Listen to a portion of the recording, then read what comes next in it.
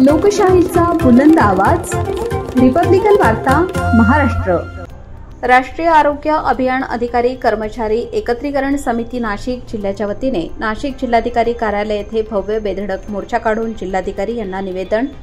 या निवेदनाद्वारे राष्ट्रीय आरोग्य अभियानांतर्गत विविध पदांवर कामकाज गेल्या अनेक वर्षांपासून राष्ट्रीय आरोग्य अभियान अंतर्गत आरोग्य कर्मचारी काम करीत आहेत। याआधी 14 मार्च 2024 रोजी नियमित सेवेत सामावून करण्यासाठी शासन निर्णय झाला असून तरी अद्याप अंमलबजावणी होत नसल्याने यामुळे आरोग्य सेवकांचे मानधन वाढ, लॉयल्टी बोनस, एपीएफ इन्शुरन्स, बदली धोरण अशा मागण्यांसाठी महाराष्ट्र राज्याचे आरोग्य मंत्री यांना 8 व 10 जुलै 2025 रोजी शिष्टमंडळ समायोजन व विविध मागण्यांबाबत दिलेल्या आश्वासनाची पूर्तता न झाल्याने 19 ऑगस्ट 2025 पासून बेमुदत काम बंद आंदोलन सुरू केले आहे। सदर आंदोलन हे राज्यस्तरीय असून या आंदोलनात राज्यातील सर्वच कर्मचारी सहभागी झाले असून राज्यस्तरीय कर्मचारी शिष्टमंडळ शासन चर्चेस बोलवून सकारात्मक निर्णय लेखी स्वरूपात देणार नाही तोपर्यंत आंदोलन सुरू राहणार आहे। सदर आंदोलन हे संपूर्णपणे लोकशाहीच्या नियमांना धरून कायदेशीर सर्व बाबींची पूर्तता करून सुरू असून शासनाला या आंदोलनाची जाग यावी म्हणून दिनांक 9 सप्टेंबर 2025 रोजी आयटक कामगार संघटनेचे नेते राजेंद्र दिसले यांच्या मार्गदर्शनाखाली जिल्हाधिकारी कार्यालय येथे बेधडक मोर्चा काढून निवेदन देण्यात आले। याप्रसंगी जिल्हा समन्वयक कंत्राटी अधिकारी उद्धव हांडोरे, एएनएमच्या श्रीमती मीनाक्षी मोरे, वैद्यकीय अधिकारी होमिओपॅथी पीजीचे डॉक्टर निलेश पाटील, जिल्हा लेखा व्यवस्थापक संदीप जाधव, जिल्हा कायदेशीर सल्लागार तथा समुपदेशक ॲडव्होकेट सुवर्णा शेपाळ, IBHS समन्वयक श्रीमती प्रतिभा पाटील, RKSK समन्वयक श्रीमती प्रीती मगर, योग शिक्षक सुलक्षणा बैरागी, समुदाय आरोग्य अधिकारी डॉक्टर पंकज पगार, लेखापाल आनंद घुगे, आशा प्रवर्तकाचे समन्वयक शरद नागरे, वैद्यकीय अधिकारी डॉक्टर तुषार पाटील, सांख्यिकी अन्वेषक अविनाश शिंदे, कार्यक्रम सहाय्यक सचिन सोनवणे, संदीप पाटील, संतोष नवले यांच्यासह नाशिक जिल्हा राष्ट्रीय आरोग्य अभियानांतर्गत कार्यरत सर्व अधिकारी कर्मचारी मोठ्या संख्येने उपस्थित होते। राष्ट्रीय आरोग्य अधिकारी कर्मचारी संघटनेच्या वतीने हे मोठं आंदोलन या ठिकाणी उभं करण्यात आलेलं आहे। महाराष्ट्र राज्यातून जवळजवळ 32,000 कर्मचारी रस्त्यावर उतरले आहेत।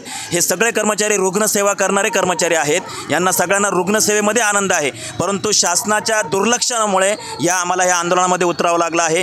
14 मार्च 2024ला जो समायोजनाचा निर्णय निघाला त्या निर्णयाची अंमलबजावणी तात्काळ करावी। आमच्या ज्या मूलभूत मागण्या आहेत त्यांच्यावर सरकारने विचार करावा आणि तात्काळ आमच्या राज्य संघटनेला त्यांनी प्रतिसाद देऊन आमच्या या मागण्या मान्य करावा अशी आम्ही शासनाला या ठिकाणी आवाहन करतो। आणि अजून जर आमच्या या शासनाने मागण्या जर ऐकल्या नाही तर आम्ही यापुढे आमरण उपोषणाचा सुद्धा इशारा या ठिकाणी शासनाला दिलेला आहे। राष्ट्रीय आरोग्य अभियानात 2005 पासून कंत्राटी कर्मचारी गेले 15-20 वर्ष 25 वर्ष काम करतायत, मात्र शासनाने याची दखल घेतली नाही। गेल्या 2024मध्ये 14 मार्च 2024ला शासन निर्णय घेऊन समायोजन करण्याचा निर्णय घेण्यात आला आहे।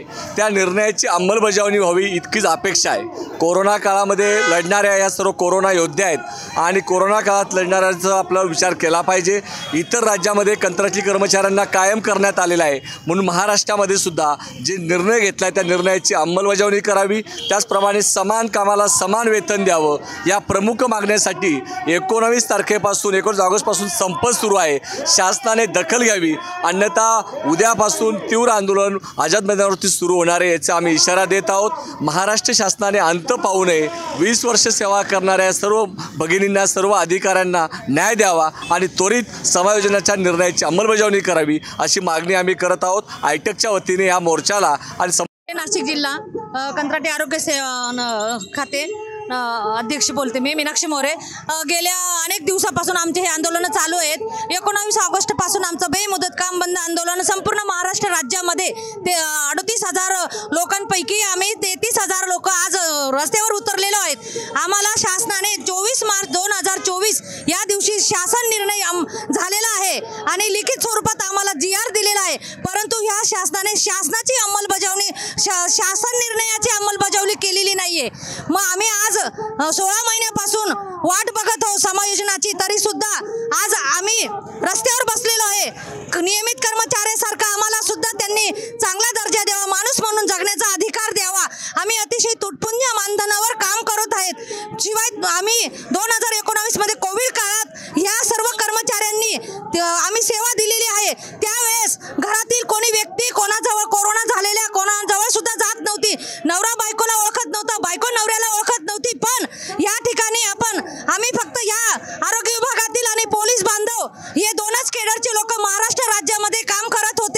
आणि कोविड काळात सेवा देऊनही आम्हाला एकच अपेक्षा होती की आम्हाला लवकरात लवकर शासन आम्हाला नियमित नोकरी मिळवून देईल आणि नियमित करतील।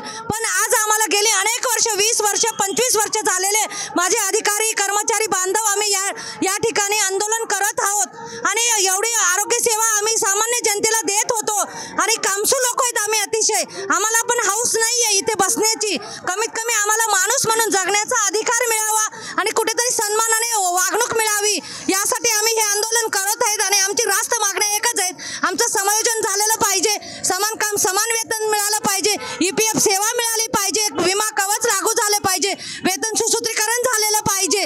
सर्व आमच्या ज्या रास्त मागण्या आहेत त्या आमच्या न्यायिक आहेत, हक्काच्या आहेत आणि लोकशाही पद्धतीने आम्ही हे आंदोलन चालू केलेलं आहे। आम्ही कुठले गैरमार्गाने नाही तर आम्ही लोकशाही मार्गाने आम्ही लढत आहोत।